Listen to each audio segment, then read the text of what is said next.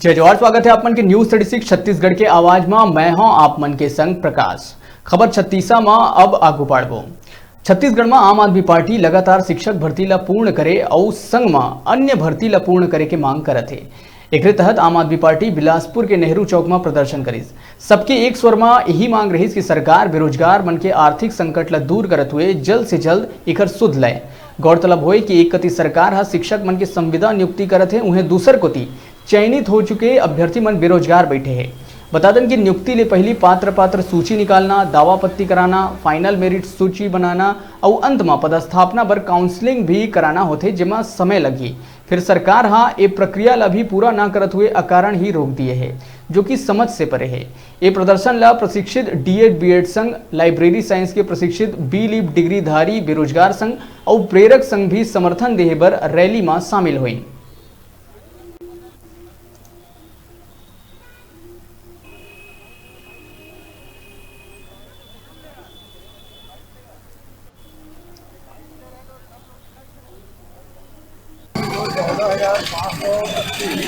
शिक्षक अभ्यर्थी जो व्यावसायिक परीक्षा केंद्र के माध्यम से इसका चयन हुआ था रिटन एग्जाम में। उसके बाद उनका जो साक्षात्कार हुआ, उसके बाद इनके तमाम दस्तावेजों का सत्यापन भी हो चुका है। विगत 1.5 वर्ष हो चुके हैं और पिछले रमन सरकार के समय से मामला लंबित है और 1.5 वर्षों में इनके नियुक्ति के संबंध में कोई जवाब नहीं दिया जा रहा है, न ठोस कोई कदम उठाया जा रहा है। आर्थिक संकट किसके लिए जरूरी है? आम आदमी को आर्थिक संकट में है ना, तो आर्थिक संकट उसका दूर करने की जिम्मेदारी किसकी है? सरकार की। तो सरकार बेरोजगारों को रोजगार देकर आर्थिक संकट दूर करेगी। वहाँ पर यह जा रहा है, दूसरे देशों में ऐसा हो रहा है कि लोग सरकारें लोगों को नगद पैसा दे रही है, जिससे आर्थिक संकट दूर हो रहा है। मार्केट में रूलिंग आ रही है, पैसा आ रहा है, तो सभी का आर्थिक संकट दूर होगा। सरकार पैसा दबा के बैठेगी, उससे आर्थिक संकट दूर नहीं होगा। चयनित अभ्यर्थी है, शिक्षक चयनित अभ्यर्थी आज आम आदमी पार्टी के तत्वावधान में सरकार को जगाने के लिए रैली निकालने के लिए हम चयनित सभी अभ्यर्थी मानसिक रूप से बहुत परेशान हैं।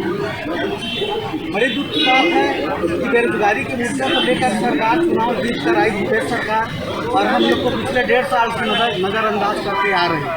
मैं भूपेश सरकार के पास एक ही बात करना चाहता हूँ, हम लोग अपने मेहनत से, अपने लगन से, मेहनत लगन के दम पर ये एग्ज़ाम को निकाले हैं। 1.5 साल हो गए हम लोग नियुक्ति पत्र और पात्र सूची के लिए वेट कर रहे हैं। मैं भूपेश सरकार को बस यही मांग करूँगा कि 14 तारीख को जो कैबिनेट मीटिंग होने वाला है, उसमें हमारा मुद्दा बिल्कुल उठाया जाए।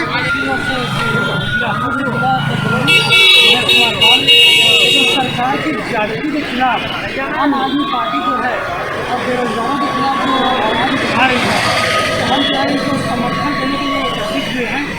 और हम जैसे प्रेरक हैं, वहाँ पे लगभग 6 साल से लेकर 9 साल तक हमारे साथ जागृति हुई है।